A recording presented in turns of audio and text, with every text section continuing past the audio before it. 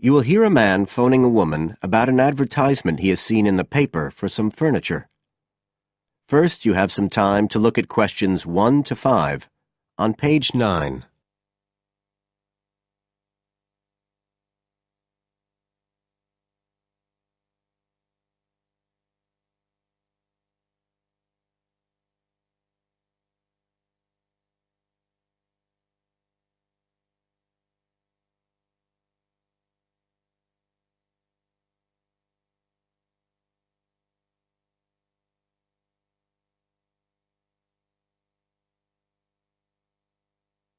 You will see that there is an example which has been done for you. On this occasion only, the conversation relating to this will be played first.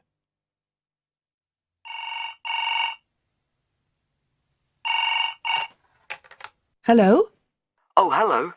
I'm ringing about the advertisement in yesterday's newspaper. The one for the bookcases. Can you tell me if they're still available?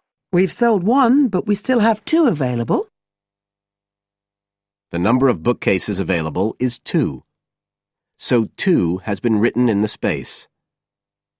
Now we shall begin. You should answer the questions as you listen, because you will not hear the recording a second time. Listen carefully and answer questions 1 to 5.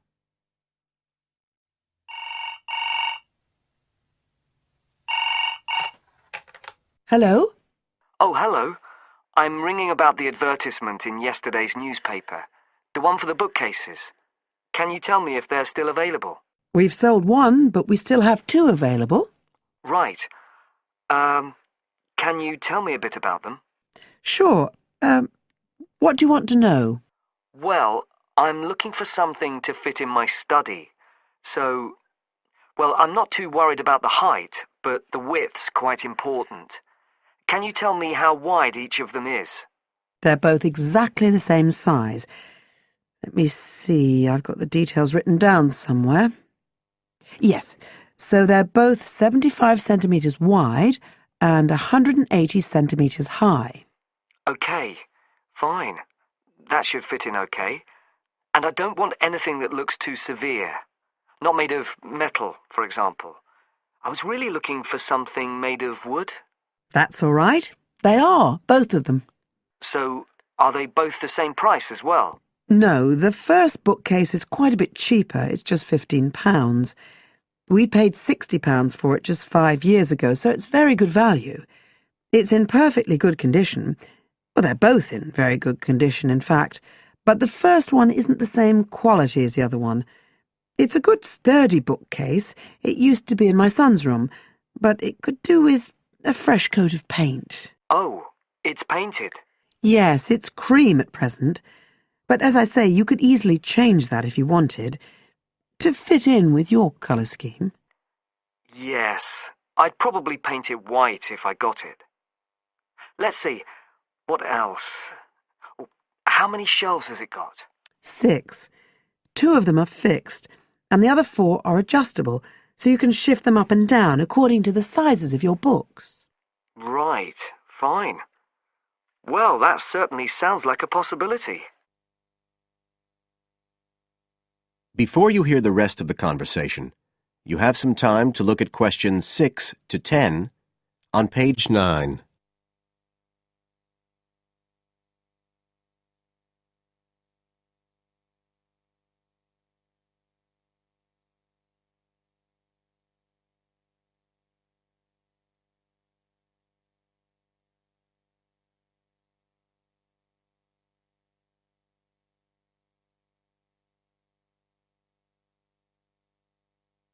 Now listen and answer questions 6 to 10. But the second one's a lovely bookcase too. That's not painted, it's just the natural wood colour, dark brown. It was my grandmother's, and I think she bought it sometime in the 1930s, so I'd say it must be getting on for 80 years old. So it's very good quality. They don't make them like that nowadays. And you said it's the same dimensions as the first one? Yes, and it's got the 6 shelves. But it also has a cupboard at the bottom that's really useful for keeping odds and ends in. Right. Oh, and I nearly forgot to say, The other thing about it is it's got glass doors, so the books are all kept out of the dust. So it's really good value for the money. I'm really sorry to be selling it, but we just don't have the room for it.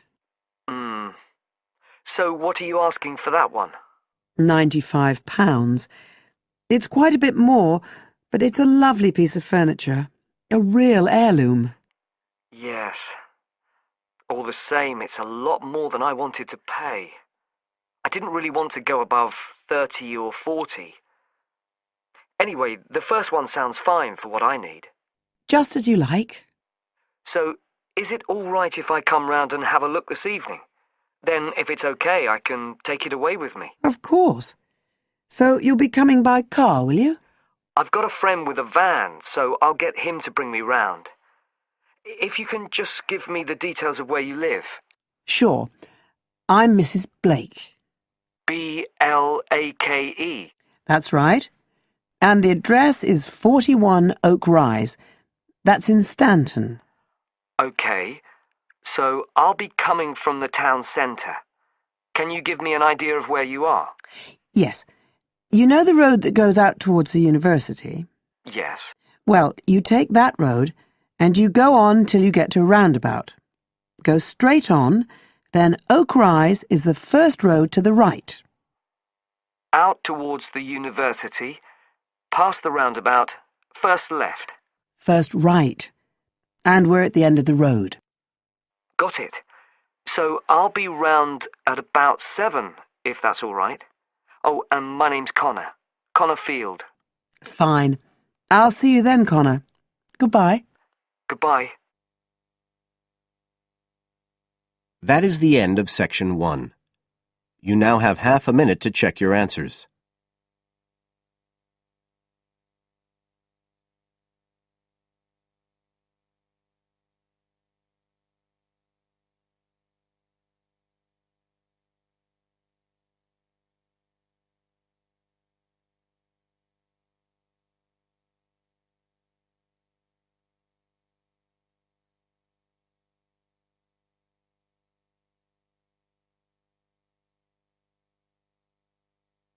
Now turn to Section 2, on page 10.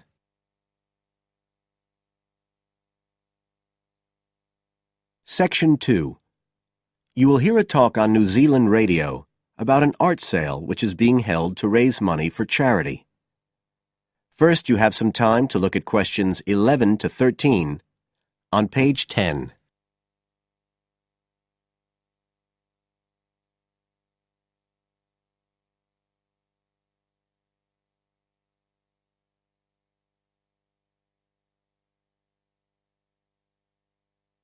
Now listen carefully and answer questions 11 to 13. One of the most anticipated art events in Christchurch is the charity art sale, organised this year by Neil Curtis. Neil, tell us all about it. Well, Diane, this looks like being the biggest art sale yet. And the best thing about it is that the money raised will all go to charity. So what you probably want to know first is where it is. Well, the pictures will be on view all this week, most of them at the Star Gallery in the shopping mall. But we have so many pictures this year that we're also showing some in the cafe next door. So do drop in and see them any day between 9 and 5. Now, if you're interested in buying rather than just looking, and we hope a lot of you will be, the actual sale will take place on Thursday evening, with sales starting at 7:30. Refreshments will be available before the sale, starting at 6:30. We've got about 50 works by local artists showing a huge range of styles and media, and in a minute I'll tell you about some of them. You're probably also interested in what's going to happen to your money once you've handed it over. Well, all proceeds will go to support children who are disabled, both here in New Zealand and also in other countries. So you can find an original painting, support local talent, and help these children all at the same time. Before you hear the rest of the talk, you have some time to look at questions 14 to 20 on page 11.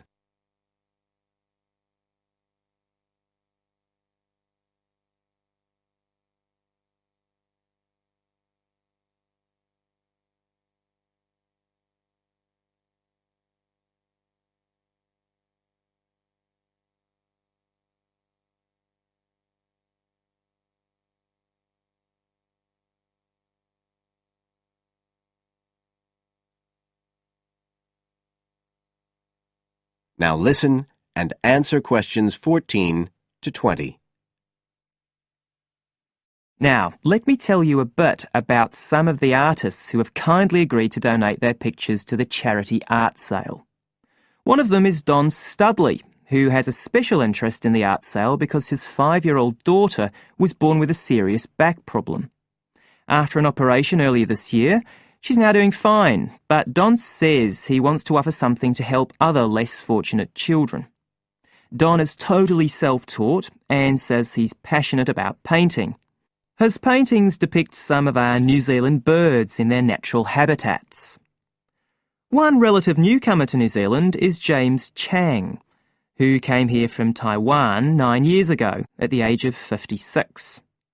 Mr. Chang had 13 exhibitions in Taiwan before he came to live here in Christchurch, so he's a well-established artist, and art has been a lifelong passion for him. His paintings are certainly worth looking at. If you like abstract pictures with strong colour schemes, you'll love them. Natalie Stevens was born in New Zealand, but has exhibited in China, Australia and Spain. As well as being an artist, she's a website designer. She believes art should be universal, and her paintings use soft colours and a mixture of media. Most of her pictures are portraits, so watch out, some of them may even be friends of yours. And then we have Christine Shin from Korea. Christine only started to learn English 2 years ago when she arrived in New Zealand, but she's been painting professionally for over 10 years, and she sure knows how to communicate strong messages through the universal language of art. She usually works from photographs and paints delicate watercolours, which combine traditional Asian influences with New Zealand landscapes, giving a very special view of our local scenery. Well, that's all I have time to tell you now, but as well as these 4, there are many other artists whose work will be on sale, so do come along on Thursday. We accept cheques, credit cards or cash. And remember, even if you don't buy a picture, you can always make a donation. That is the end of Section 2. You now have half a minute to check your answers.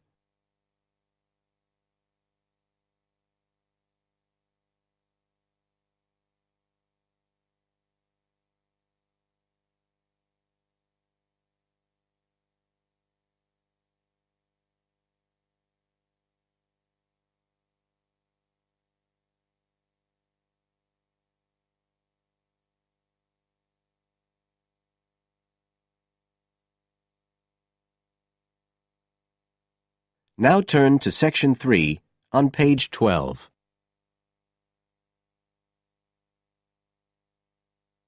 Section 3. You will hear 2 students discussing a project they have to do as part of a literature course on great books.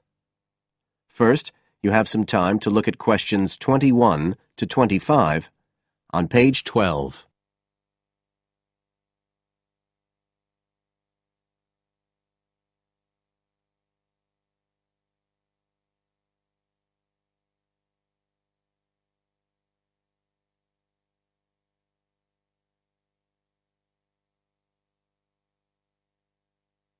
Now listen carefully and answer questions 21 to 25. Hi, Joey. How are you doing? I heard you were sick. Oh, hi, Olivia. Yeah, I had a virus last week, and I missed a whole pile of lectures, like the first one on the great books in literature, where Dr. Castle gave us all the information about the semester project. I can give you copies of the handouts. I've got them right here. But that's okay. I already collected the handouts, but I'm not very clear about all the details. I know we each have to choose an individual author. I think I'm going to do Carlos Castaneda. I'm really interested in South American literature. Have you checked he's on the list that Dr. Castle gave us? We can't just choose anyone. Yeah, I checked. It's okay. Who did you choose? Well, I was thinking of choosing Ernest Hemingway, but then I thought, no, I'll do a British author, not an American one. So I chose Emily Bronte. Okay. And first of all, it says we have to read a biography of our author. I guess it's okay if we just look up information about him on the internet? No, it's got to be a full-length book. I think the minimum length's 250 pages. There's a list of biographies. Didn't you get that? Oh, right. I didn't realize we had to stick with that. So, what do we have to do when we've read the biography? Well, then we have to choose one work by the writer. Again, it's got to be something quite long. We can't just read a short story. But I guess a collection of short stories would be okay? Yes, or even a collection of poems, they said. But I think most people are doing novels. I'm going to do Wuthering Heights. I've read it before, but I really want to read it again now I've found out more about the writer. And then the video. We have to make a short video about our author and about the book. How long has it got to be? A minute. What? Like 60 seconds? We got to give all the important information about their life and the book we choose? Well, you can't do everything. I wrote it down somewhere. Yes, Dr. Castle said we had to find or write a short passage that helps to explain the author's passion for writing, why they're a writer. So we can back this up with reference to important events in the writer's life, if they're relevant. But it's up to us, really. The video's meant to portray the essence of the writer's life and the piece of writing we choose. So when we read the biography, we have to think about what kind of person our writer is. Yes, and the historical context and so on. So for my writer, Emily Bronte, the biography gave a really strong impression of the place where she lived and the countryside around. Right. I'm beginning to get the idea. Before you hear the rest of the talk, you have some time to look at questions 26 to 30 on page 13.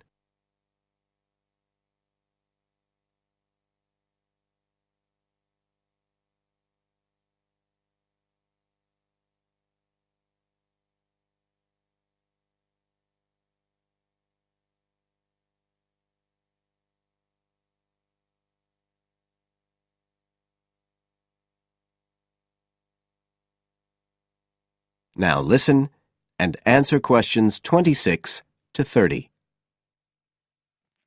Can I check the other requirements with you? Sure.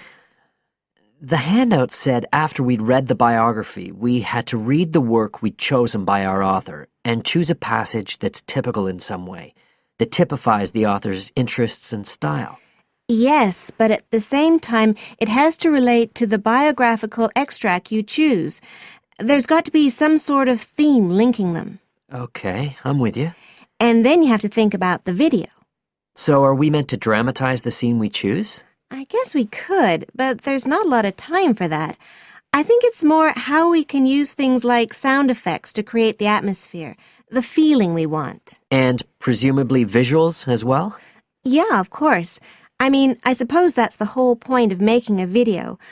But whatever we use has to be historically in keeping with the author.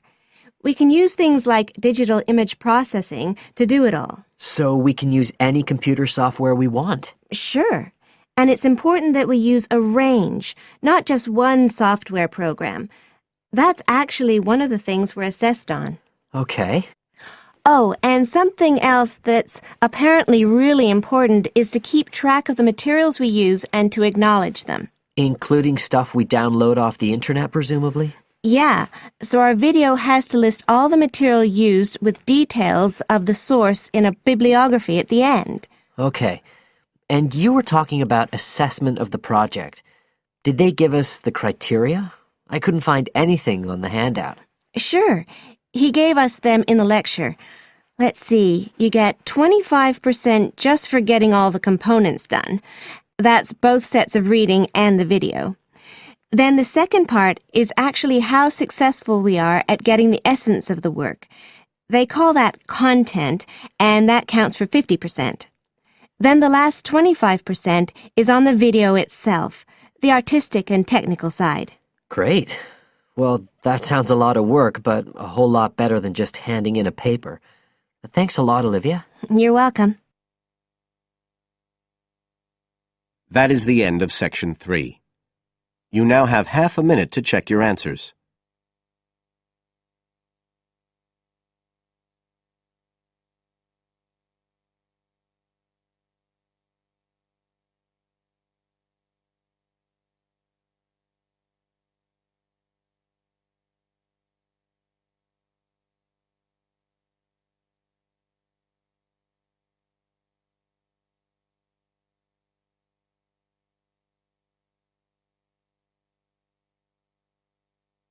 Now turn to Section 4 on page 14.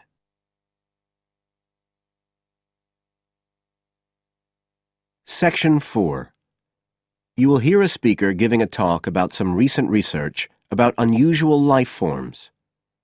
First, you have some time to look at questions 31 to 40 on pages 14 and 15.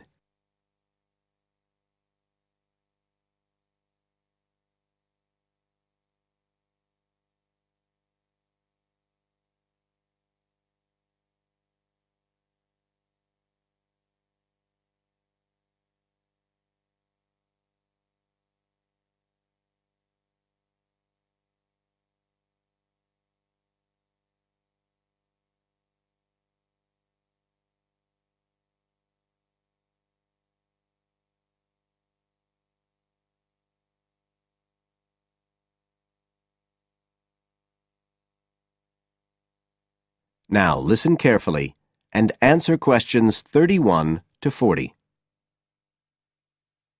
Hello, everybody, and welcome to the 6th of our ecology evening classes. Nice to see you all again. As you know from the programme, today I want to talk to you about some research that is pushing back the frontiers of the whole field of ecology. And this research is being carried out in the remoter regions of our planet, places where the environment is harsh and, until recently, it was thought that the conditions couldn't sustain life of any kind.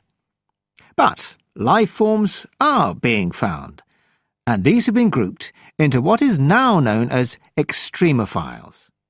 That is, organisms that can survive in the most extreme environments. And these discoveries may be setting a huge challenge for the scientists of the future, as you'll see in a minute. Now, the particular research I want to tell you about was carried out in Antarctica, one of the coldest and driest places on Earth. But a multinational team of researchers from the US, Canada, and New Zealand recently discovered colonies of microbes in the soil there where no one thought it was possible. Interestingly enough, some of the colonies were identified as a type of fungus called Bouveria bassiana, a fungus that lives on insects. But where are the insects in these utterly empty regions of Antarctica? The researchers concluded that this was clear evidence that these colonies were certainly not new arrivals. They might have been there for centuries, or even millennia. Possibly even since the last ice age. Can you imagine their excitement? Now, some types of microbes had previously been found living just a few millimetres under the surface of rocks, porous Antarctic rocks. But this was the first time that living colonies had been found surviving, relatively deeply in the soil itself, several centimetres down, in fact.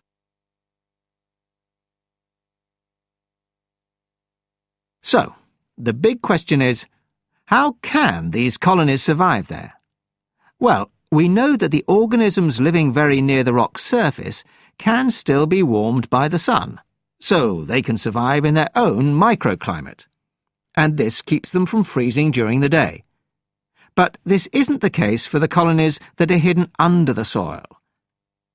In their research paper, this team suggested that the very high amounts of salt in the soil might be the clue, because this is what is preventing essential water from freezing. The team found that the salt concentration increased the deeper down they went in the soil. But while they had expected the number of organisms to be fewer down there, they actually found the opposite. In soil that had as much as 3,000 parts of salt per million, relatively high numbers of microbes were present, which seems incredible. But the point is that at those levels of salt, the temperature could drop to minus 56 degrees before frost would cause any damage to the organisms. This relationship between microbes and salt, at temperatures way below the normal freezing point of water, is a really significant breakthrough. As you all know, life is dependent on the availability of water in liquid form, and the role of salt at very low temperatures could be the key to survival in these kinds of conditions. Now, the process at work here is called supercooling, and that's usually written as one word, but it isn't really understood as yet, so there's a lot more for researchers to work on. However, the fact that this process occurs naturally in Antarctica may suggest that it might occur in other places with similar conditions, including on our neighbouring planet, Mars. So, you can start to see the wider implications of this kind of research. In short, it appears to support the growing belief that extraterrestrial life might be able to survive the dry, cold conditions on other planets after all. Not only does this research produce evidence that life is possible there, it's also informing scientists of the locations where it might be found. So all of this might have great significance for future unmanned space missions. One specialist on Mars confirms the importance of the interaction. That is the end of Section 4. You now have half a minute to check your answers.